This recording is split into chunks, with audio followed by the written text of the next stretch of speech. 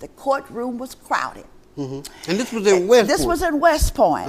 And so everybody was going to be charged, and we were going to be sent off to jail.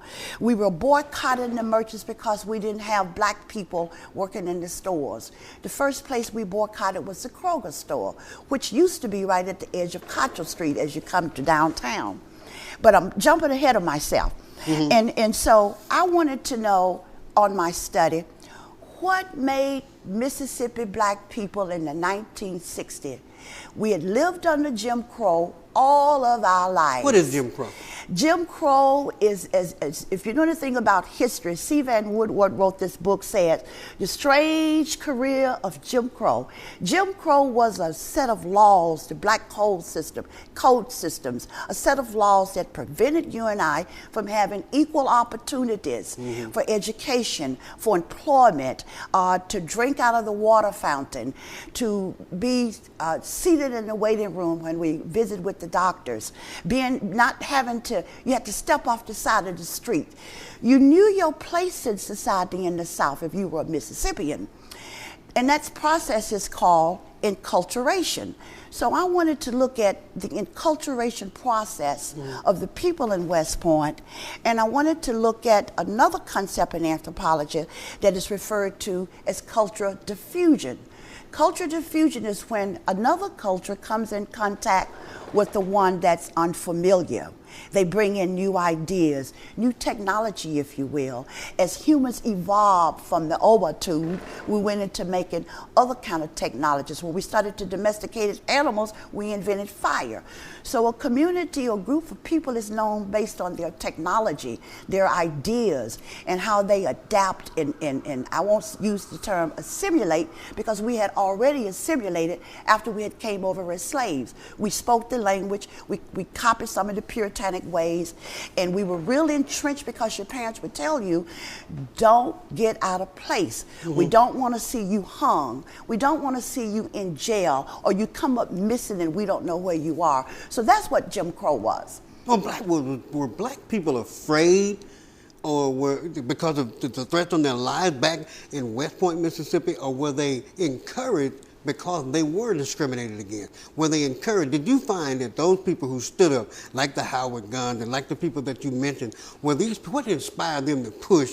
And we don't know enough about them. The culture diffusion. Yeah, we don't know enough about them like we do the Fannie Lou Hamer. You know. For an example, now I was married to John Buffington until the day he died.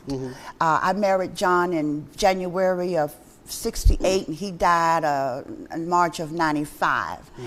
And before, I always thought, and I'm sure John must have told me this, that he was the first person to come to West Point.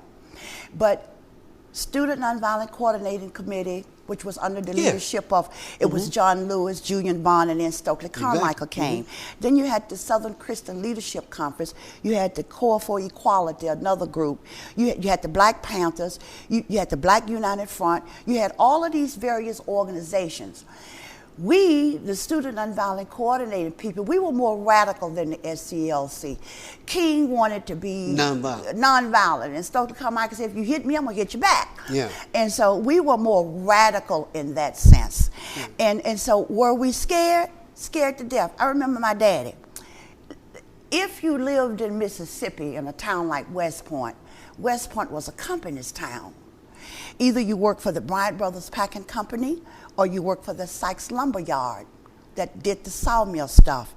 If you worked in these two places, then chances are you lived in their houses.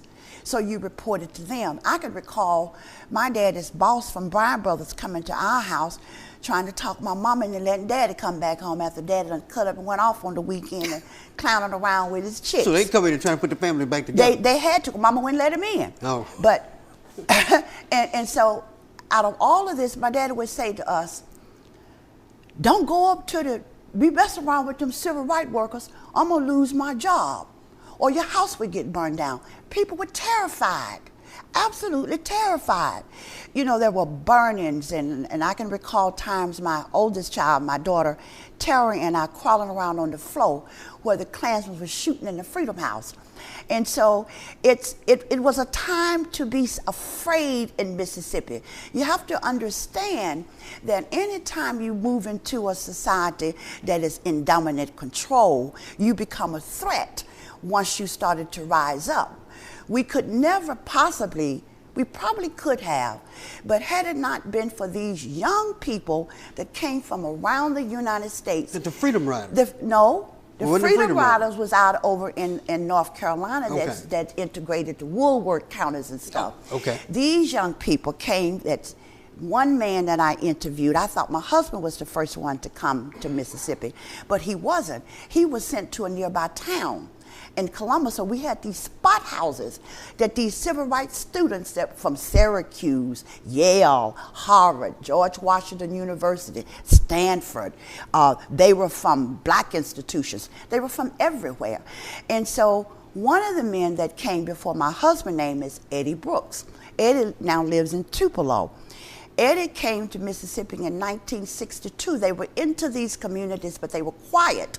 Nobody knew they were there. Mm-hmm. Now, we had the NAACP, Mr. Jack Jackson and David Gilp and Mr. the great men from down in Tibet, Charlie Gray, them, and all of these, Jack Jackson, all of these people were quietly working on the scenes because the NAACP didn't come to West Point until the 50s. That was under Mr. Jack Jackson's leadership.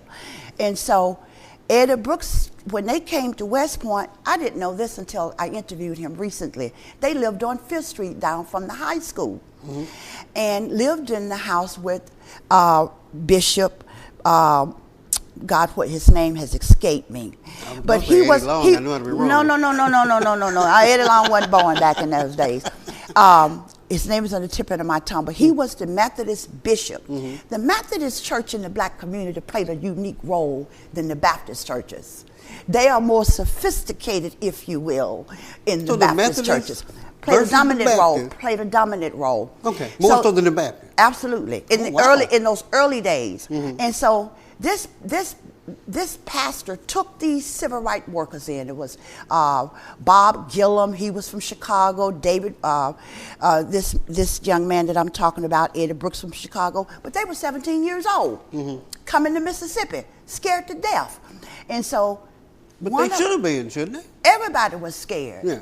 And so now remember now, in '62, we were watching Meredith trying to integrate Ole Miss when the riots and the National Guards were called out. I was in the 11th grade, and I will never forget how we were all glued around the television watching it, scared to death, because civil rights was in the air. It was the blow of the wind. It was just a matter of time before it reached all of these little isolated communities.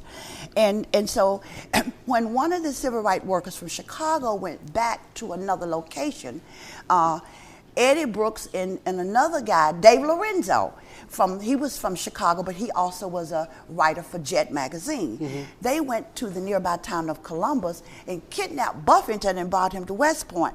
And when Buffington came, it was the first Freedom House, because he established the first Freedom House. They were unable. And what did you do in the Freedom House? That's where all of the civil rights workers from around the country that stayed in West Point lived there. It was bunk style, mm-hmm. and it was right on Carter Street, 2 houses up from my home. Yeah. And I had to go by there to get to the store. There were 2 white stores in the community, Mr. Anderson and Mr. Wittry's. And so your parents would send you to the store, you get a dime worth of sugar.